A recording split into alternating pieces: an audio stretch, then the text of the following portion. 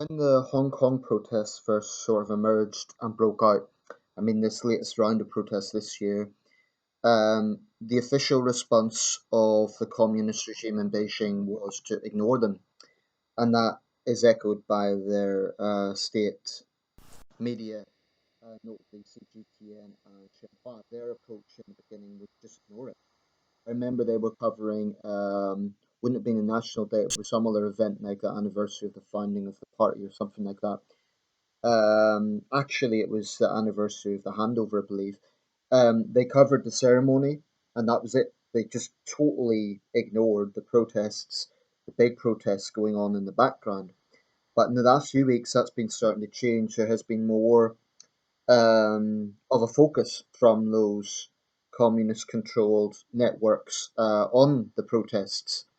So it's kind of a change in tactic. They know the protests aren't going to go away, so they know this is my theory on it. They know that mainlanders shop in Hong Kong, mainlanders from Shenzhen, Guangzhou, and other places, particularly in Guangdong. So they're going to see what's happening, and they know that they can only pull the wool over people's eyes to an extent.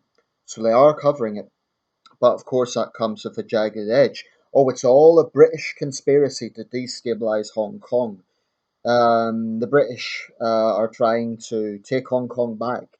The British are encouraging the riots, even though the vast majority of protesters have been peaceful. Let's ignore that fact. Let's ignore the fact that white clad thugs, most likely triads, and in all likelihood motivated probably in the pay of Beijing, laid into defenceless protesters, including pregnant women, on the Hong Kong subway.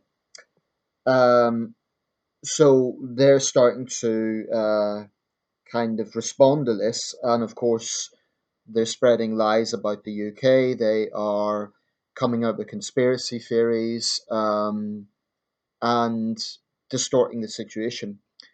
I have a few simple things to say here. If Beijing has nothing to fear, or if Beijing has nothing to hide, rather, they would have come out in the very beginning and said, um, "There's no issue here.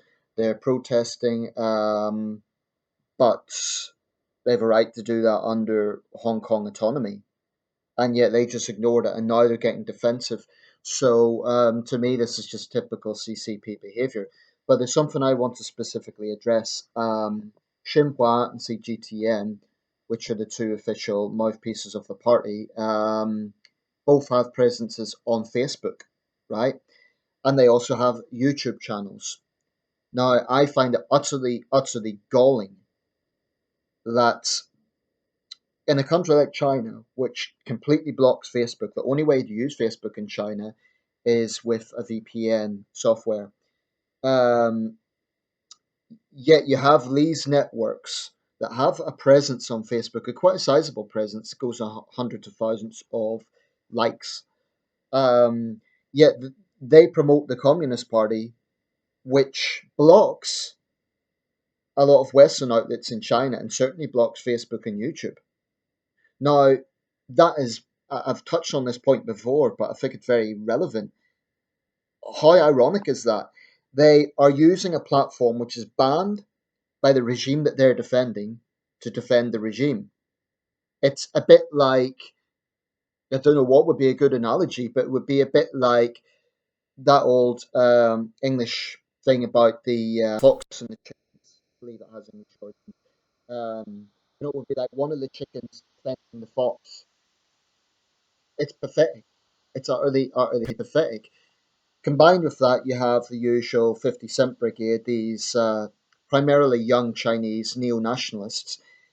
Um, I'm sympathetic to them to an extent, insofar as they don't know any better. They've been brought up basically from birth by being told the Communist Party is right and everyone else is wrong, and they may have 1 or 2 years in Western countries. But what we've been seeing recently is these sort of students have been starting to, as they would see it, fight back on campus in Australia, particularly, but also in other Western countries. And it's very obvious what's going on. Organizations, institutions, I should say, like so-called Confucius institutes, which have a lot more to do with pushing party ideology than the philosophy of Confucius. Um, and cultural exchanges, I think they're stoking these students up because every time there is tension between the West and China, most recently on this Hong Kong thing and Huawei, what you see with that is overseas Chinese students bringing out the flag, defending the motherland, and insulting the host nation with their little tantrums. Um, I really think that it's time that we take off the gloves and say, if you want to study here, that's fine. Make the most of it, study, have a good time. But I think for too damn long, Western countries have allowed the Chinese regime to use their tolerance against them. In other words, these students will turn around and say, oh, Western freedom of speech. So therefore, we can wave the flag and insult the host nation and no one can do anything about it because, hey, that's freedom of speech. But countries also have a right to know who is coming in. And whilst I certainly wouldn't go so far as to say these students are spies, I don't think they are. I really don't think that's the case. I do think that they are showing profound arrogance